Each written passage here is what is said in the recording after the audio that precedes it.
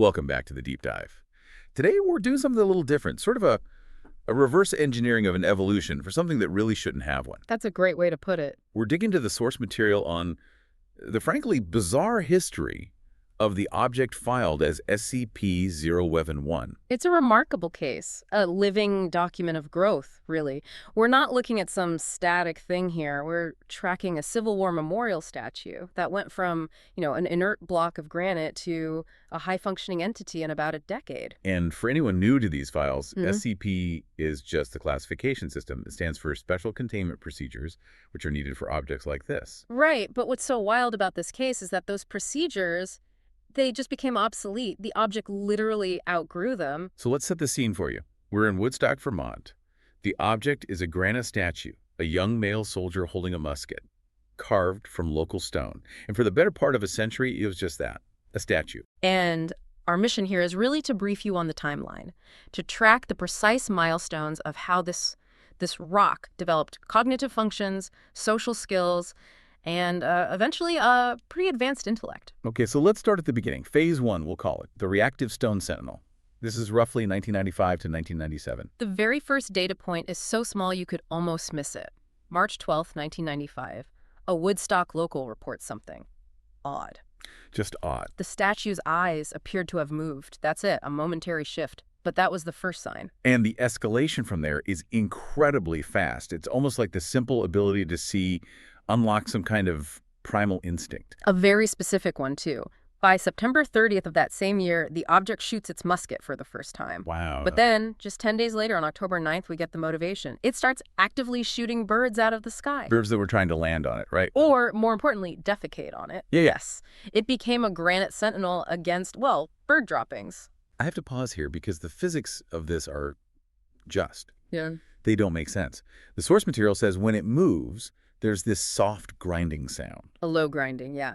But no structural damage, no chips, no fractures. It's solid granite moving like it's articulated. And the gun. Even weirder, the musket is also granite. It somehow loads and fires granite bullets with granite powder, but the sound, the impact, it's all similar to a standard firearm. It's a self-sustaining weapon made of rock. So it's safe to say it was stressed. The files mention it got distressed when it was soiled. Extremely. And that distress is key. While its main target was pigeons, on rare occasions, it did fire at humans. And that's when it goes from being a weird local curiosity to a genuine threat. Absolutely, and that dictates the response. By January 25th, 1996, it's officially designated SCP-011, and containment protocols are put in place. Tell us about those early protocols. They were pretty unusual, weren't they? They were all about stress management. The main thing was a daily cleaning, always after sundown, by at least 2 people. Their job was to keep it spotless. To keep it from getting triggered. Exactly. And they were told to note down anything unusual, anything at all. And it wasn't just them, right? The whole community was involved in a way. They were. The protocols were serious. If cleaning was missed for more than 2 days, local residents were actually contacted and told to stay away. The whole town became part of this containment strategy, all because a granite soldier had a thing about cleanliness. It really does sound like a groundskeeper made of stone. But the movement changed, didn't it? It went beyond just reacting. It did. That's the pivot point. April 14th, 1997. It's seen, just moving casually, looking around, not defensively, just observing. Taking in the world. Right. And that active observation that signals its mind was moving beyond just stimulus response. It was processing. And that groundwork is critical for what comes next. Which is phase 2, the onset of communication. This kicks off around 2000, and it's a huge leap. A truly dramatic shift. We're going from mechanics to language. And the trigger is such a human moment. May 3rd, 2000. A caretaker, name redacted, is watching it and just jokingly shouts, "Good shot!" after it, presumably hit a bird. And the statue talks back. It replies, "Thank you," Wow. in a voice described as very human. Yeah. First recorded speech. And if you think about that, the cognitive leap there is immense. It has to understand the phrase, the context, formulate a polite response, and then figure out how to even make that sound. That suggests a mind that's learning at an incredible rate. So once that seal was broken, The floodgates opened, it becomes exponential. It took less than a year and a half to go from that first thank you to a full back and forth conversation. By October 22nd, 2001, it's having a complete chat with a different caretaker. I mean, this is where we see that other behavior change, right? The birds. That's the connection. In 2001, right as it becomes conversational, it just stops shooting at birds completely. A total cessation. Not a reduction, it just stops. It Ugh. suggests that once it formed a social connection, its priorities just changed. It learned self-control. Or maybe it just found something more interesting to do than shoot pigeons. It found a social life. The need for that, territorial defense just vanished. It evolved from a kind of animalistic instinct to a socialized mind. Which leads us right into the final stage, phase 3, self-awareness, freedom, and affection, starting in 2002. This is where it breaks its physical chains, so to speak, and it's not on its own. It's a social act. February 6, 2002, the caretaker, who's now central to this whole story, asks it to step down from its pedestal. And it does. It just steps down, not reacting to a threat, fulfilling a request. That's a fundamental redefinition of what it is. It's no longer just a monument. Not at all. And the organization recognized this. The sources say that between 2003 and 2004, it reached a human level of self-awareness. So the old rules don't apply anymore. They're irrelevant. The containment was for a defensive object. This was something else entirely. So wait a minute, they just let it walk around?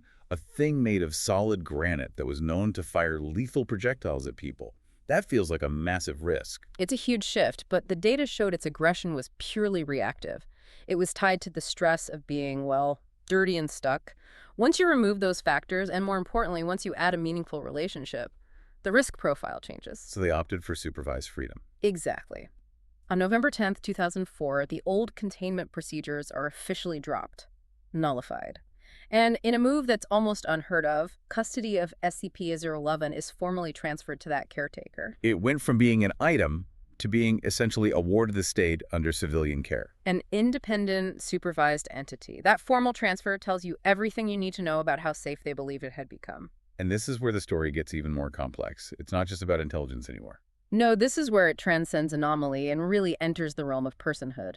On May 17, 2005, the caretaker reports that SCP-011 is romantically attracted to her. So we're talking about a conscious stone entity capable of love. Complex emotional capacity, attachment, desire, all of it. And if there was any doubt about its cognitive level, the files give us a hard number. They do. The last psych test mentioned is from August 29, 2006. It registered an IQ of 133. 133. To give you some context, that's firmly in the superior range of intelligence, higher than the vast majority of people. So, in just over a decade, we've tracked this incredible journey. From a static memorial To a pigeon-hating turret. to a conversationalist, and finally to a romantic, highly intelligent individual living in Vermont. It's the ultimate briefing on a radical transformation. The evidence is all there. From the first eye movement in '95 to that IQ score in 2006. The file really does present this complete, almost beautiful picture of consciousness manifesting where it shouldn't. So as we wrap this up, there's a final thought we want to leave you with.